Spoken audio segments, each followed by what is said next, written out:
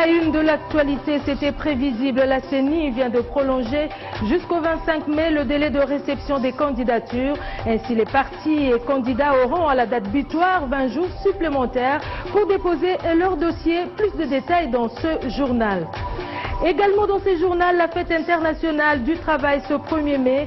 Kinshasa a vécu un grand rassemblement sur la place triomphale alors que l'intersyndicale du Congo réclame des conditions salariales décentes. Enfin, la RDC et l'Union européenne signent 4 conventions de financement d'un montant de 25 millions d'euros orientés vers le secteur de sécurité. Le point sur l'actualité, bienvenue à tous. Journée internationale du travail, construire l'avenir avec le travail décent. Ce thème national en RDC, au-delà d'un simple rassemblement des travailleurs organisé à la place du cinquantenaire ce vendredi, une délégation de l'intersyndicale du Congo a remis à Willy Makiachi, vice-premier ministre, ministre de l'Emploi, Travail et Prévoyance sociale, un cahier des charges contenant leurs revendications portant sur les conditions salariales et des sécurités du travail. Grâce à Lambo. C'est par le travail que l'homme doit se procurer le pain quotidien. Ils étaient tous là. Travailleurs publics comme ceux exerçant dans le privé. Ils se sont donné rendez-vous ce 1er mai à la place du cinquantenaire pour un grand rassemblement à l'occasion de la Journée internationale du travail. Le premier à prendre la parole, c'est le président de l'intersyndicale nationale du Congo, Guy Kolela. Il y a lieu de méditer et d'interroger le passé.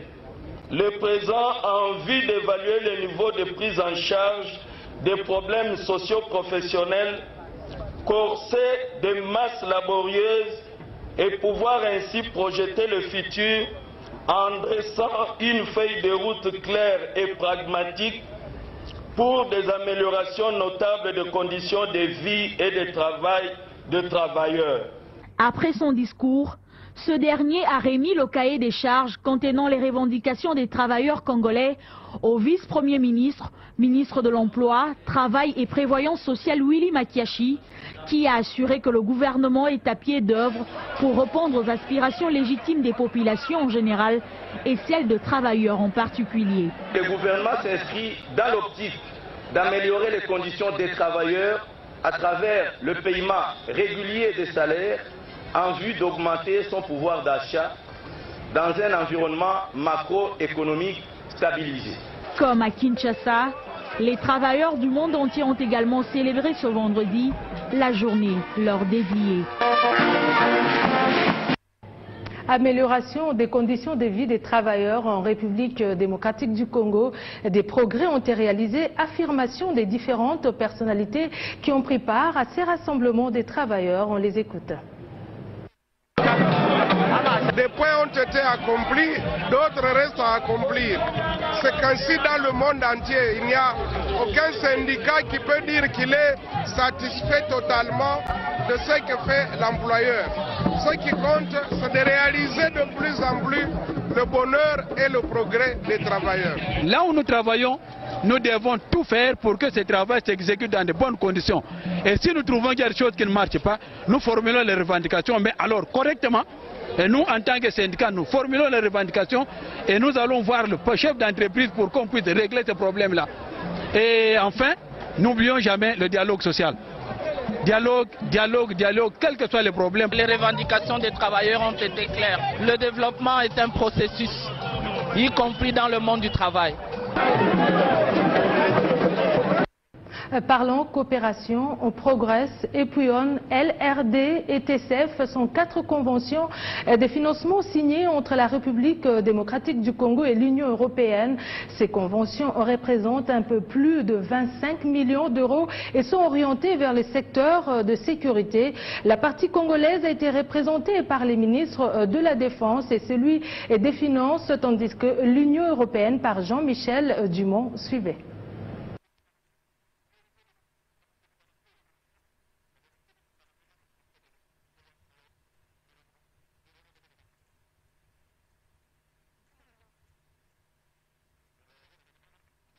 Qui doivent apposer la signature qui vaut 25 millions d'euros entre. Messieurs et dames, s'élèvent pour les saluer.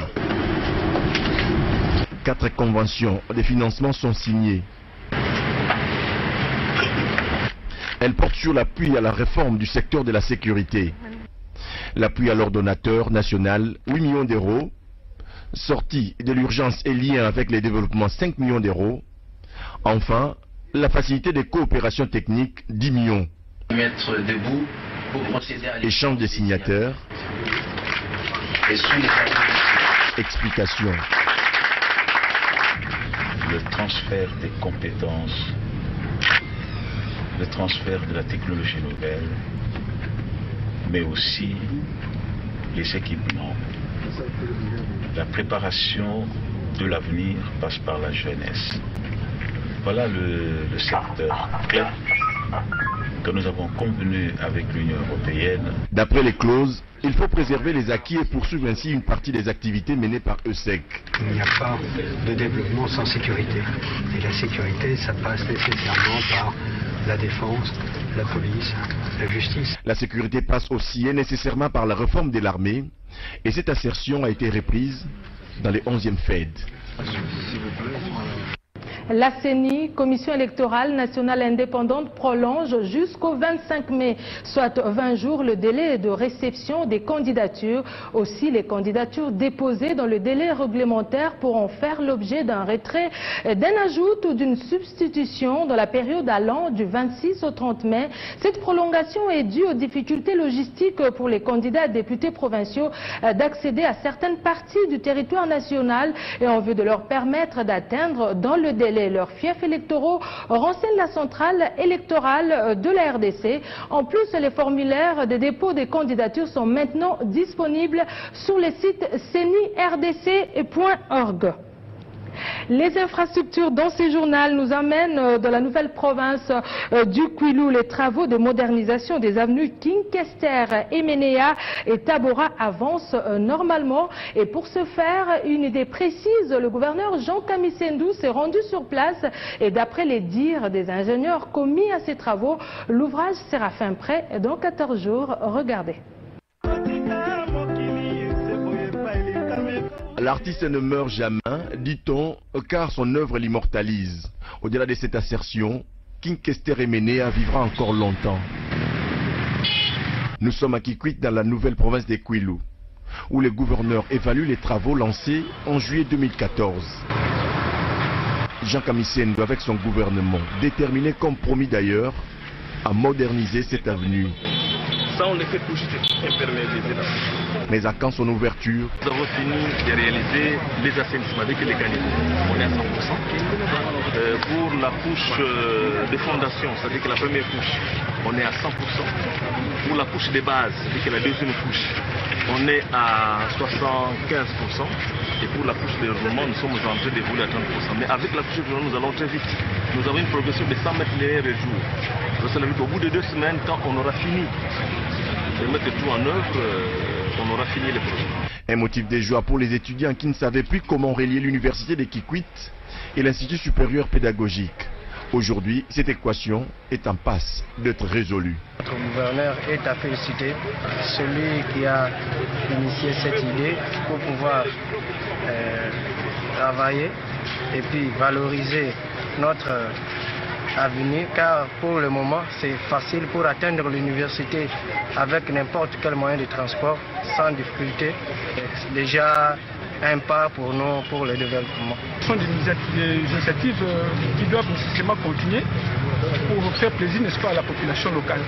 À Kikwit, deuxième ville de Kwilu, les derniers travaux d'asphaltage remontent à plus de 4 décennies. Nous n'étions pas encore nés. Grand Kasaï, plusieurs personnalités ont répondu à cette invitation avec un seul souci, réfléchir sur l'avenir et le développement du Grand Kasaï composé actuellement de 5 provinces. Cet événement très important tombe à point nommé, surtout en ce moment des grands enjeux liés au développement, le découpage territorial et les élections. Ces travaux vont se clôturer ce samedi. C'est dans cette salle du collège Boboto bien pleine que les intelligences et prestigieux peuples kassaïens se sont donné rendez-vous pour cet ultime conclave de la Fondation Grand Kasaï. Les matières sont essentiellement liées à l'avenir et au développement du Grand Kasaï. D'abord, la force de l'identité linguistique kassaïenne. on doit prendre conscience qu'on doit apprendre le Grand Kasaï au point de vue géographique, au point de vue culturel. J'ai parlé des langues, mes amis. Combien de ceux de Grand Kasaï n'ont-ils pas, j'ai dit bien le terme, n'ont-ils pas peur, sinon honte, de parler leur langue? Autre question qui fait la une de l'actualité, le découpage territorial, division ou changement des statuts de province. Le prof Makola, spécialiste en décentralisation, précise. Il n'y a pas une autre stratégie que la décentralisation. L'amélioration des conditions de vie de la population du Grand Kasaï sera améliorée très rapidement si on met effectivement la décentralisation dans le Grand Kasaï avec la participation de tous et de chacun. Une des préoccupations majeures soulevées, c'est aussi l'industrialisation du Grand Kasaï et les enjeux électoraux 2015-2016. Quelle est l'utilité des élections dans l'espace kassaïen? Pourquoi doit-on aller aux élections? Qu'est-ce que ça nous procure comme avantage dans notre espace? La deuxième idée est celle de nous poser la question de savoir si dans le Grand Kasaï, nous nous préparons à l'élection, je veux dire aux élections. Avant de clôturer ces échanges fructueux pour cette première journée, la mémoire de deux patriarches kassaïens, Victor Mpoy et Albert Kalonji Moulopoué, décédés tout récemment, a été saluée par l'assistance. C'est une grande réussite pour cette fondation en termes d'organisation et la qualité d'intervention et des réflexions. Ingénieur en bâtiment travaux publics. Oui, c'est une réussite. Les participants à ces conclaves saluent unanimement cette initiative et remercient les organisateurs. Ils sont au micro de Blaise Manzanza. Je suis satisfaite dans la mesure où, je dirais pour une fois, mes frères ont décidé de se mettre ensemble. Mais la particularité aujourd'hui, c'est se mettre ensemble pour réfléchir ensemble. Pour réfléchir ensemble par rapport à nos diversités politiques, mais rester unis pour l'intérêt et le développement du Grand Kasaï. Vous savez, je suis très heureux qu'il y ait cette prise de conscience au niveau du Grand Kasaï. Grand Kasaï qui se veut une unité dans une diversité culturelle. Moi, je salue l'initiative. Je crois qu'on ne peut pas aborder toutes les questions au même moment. Mais ce qui est fondamental, c'est l'inspiration des initiateurs, qui est une inspiration responsable. Et ça pleure de l'avenir. Dans les chapitres de l'éducation, vous le savez, la RDC a célébré le 30 avril dernier la journée nationale de l'enseignement et à cette occasion, Vodacom Congo a procédé à la remise d'un lot de 750 bancs et plusieurs fournitures scolaires à 8 écoles de la ville de Kinshasa pour permettre aux élèves d'étudier dans de bonnes conditions. Ceci est une réponse à l'appel du gouverneur de la ville, André Kimbuta, qui a lancé il y a peu le projet Pas d'école sans bancs, demandant ainsi aux institutions, tant publiques que privées, de contribuer à l'amélioration des conditions scolaires des élèves. C'est dans une ambiance particulière que ces élèves ont passé la journée nationale de l'enseignement en RDC. Chers élèves, devez étudier dans des très bonnes conditions. Nous sommes dans les installations de Vodacom Congo, ce géant de la téléphonie mobile qui s'est engagé à travers ses actions à accompagner les efforts du gouvernement congolais pour lequel l'éducation reste l'un des défis majeurs. En présence du ministre de l'enseignement primaire et secondaire, 8 écoles ont reçu chacune un lot de 100 bancs et plusieurs fournitures scolaires, question de relever le niveau de l'enseignement en RDC. Nous redonnons systématiquement là nous opérons. Aussi longtemps que Vodacom sera opérateur ici au Congo, nous allons continuer à assister la population congolaise. Ça fait partie de notre programme et on ne peut pas l'arrêter. Nous le faisons au Bas-Congo, nous le faisons au Bandundu, nous l'avions fait récemment l'année passée, on l'a fait à Bukavu, à Goma, nous sommes partout. L'implication est d'une grande portée, un des responsables de ces écoles en est bien conscient. Je veux directement féliciter et remercier la société Vodacom Congo pour son insertion, n'est-ce pas, dans les programmes du gouvernement qui est le nôtre. Autant d'écoles que nous avons dans notre pays, si on peut les dénombrer, il y en a qui sont restées à la merci d'elles-mêmes.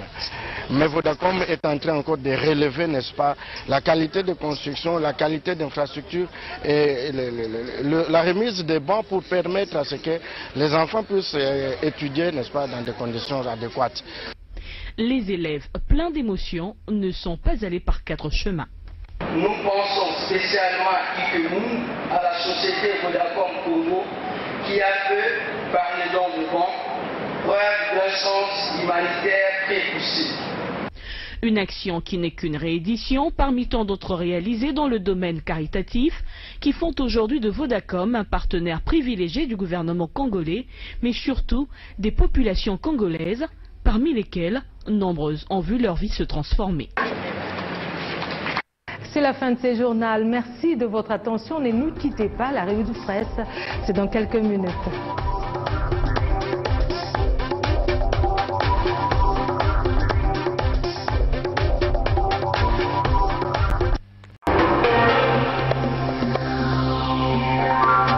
Lecture de journaux en ligne, sur papier, une sélection et présentation signée Claude Biringanine. Bienvenue.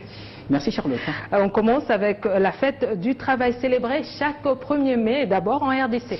Foutanra bien, c'est le leitmotiv de l'ONG, le Parlement des croyants du Congo, qui lance cette campagne de sensibilisation sur l'écart considérable des salaires entre les politiques et les employés lambda, écrit nofi.fr. En marge de la journée mondiale du travail, l'organisation dénonce la sous-rémunération des salariés congolais.